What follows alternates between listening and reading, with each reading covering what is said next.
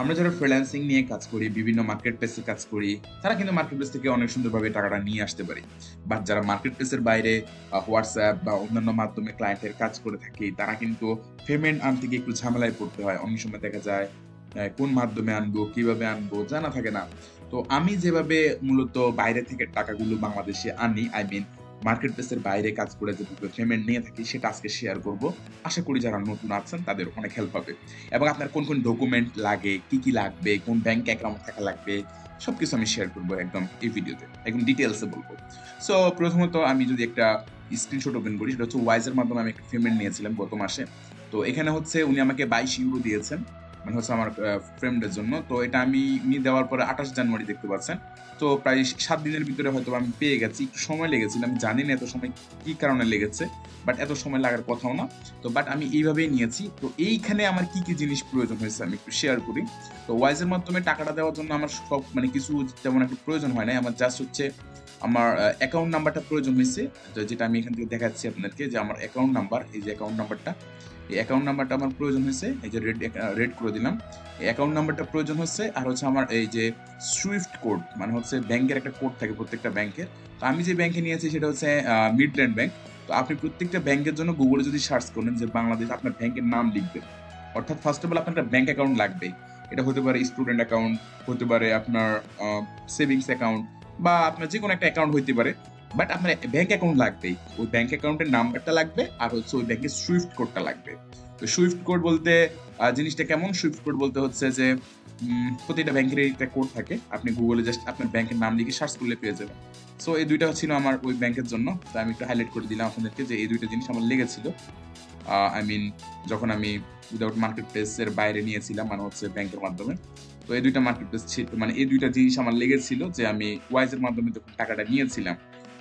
আর আরো একটা মাধ্যমে আমি পেমেন্ট নিয়ে থাকি, সেটা হচ্ছে আপনার পেপাল না, সেটা হচ্ছে আপনার জুম।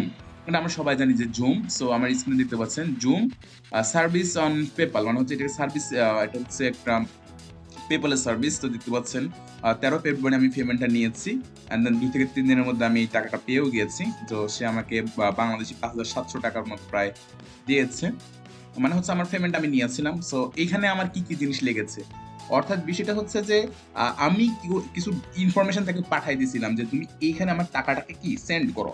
সো সে এইভাবে আমাকে টাকাটা সেন্ড করেছে।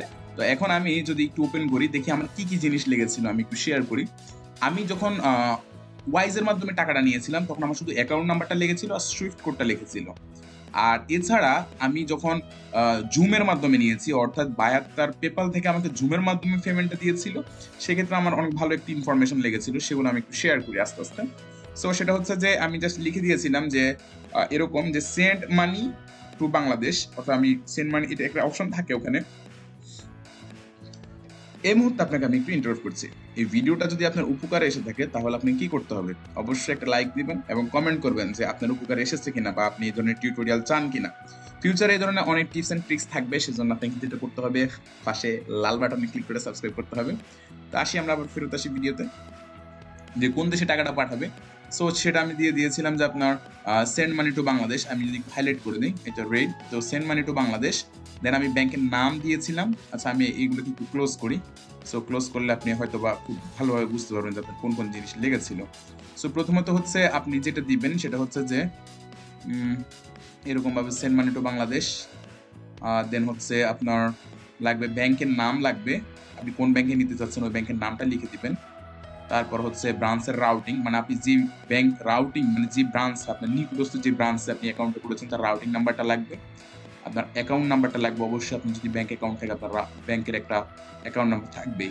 আপনার নামটা লাগবে একদম হুবহু এনআইডিতে যেই নাম এবং ব্যাংক অ্যাকাউন্টে যেই নাম, পেওনারে মানে আপনার মার্কেট প্লেসে যেহেতু আপনি এখানে কাজ করেন না, সেটা কোনো সমস্যা নাই। বাট আপনার ব্যাংক অ্যাকাউন্টে যে নামটা হুবহু সেম নামটা তাকে পাঠাবেন। অ্যাড্রেস লাগবে, আপনি আপনার বাসার অ্যাড্রেস দিবেন, এটা না মিললেও কোনো সমস্যা নাই, মানে আপনি অ্যাড্রেসটা দিবেন। আপনার ডিস্ট্রিক্ট লাগবে, আপনি কোন জেলায় আছেন, সো আপনার ডিস্ট্রিক্ট লাগবে। তারপর হচ্ছে আপনি কোন ডিভিশনে আছেন, এটাও কিন্তু আপনাকে এখানে হাইলাইট করতে হবে যে আপনি কোন ডিভিশনে আছেন।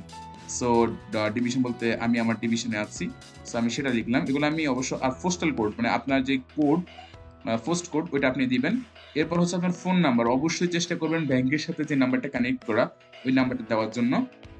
দেন হচ্ছে আপনার ইমেলটা দিবেন, অর্থাৎ ব্যাংকের যে মেইলটা, আপনি ব্যাংক খোলার সময় একটা মেইল দিয়েছেন যেখানে আপনার ইনফরমেশন গুলো আসে, ওগুলো আপনি এখানে দিবেন, অবশ্যই দিবেন, কেন নয়, 100% দিবেন।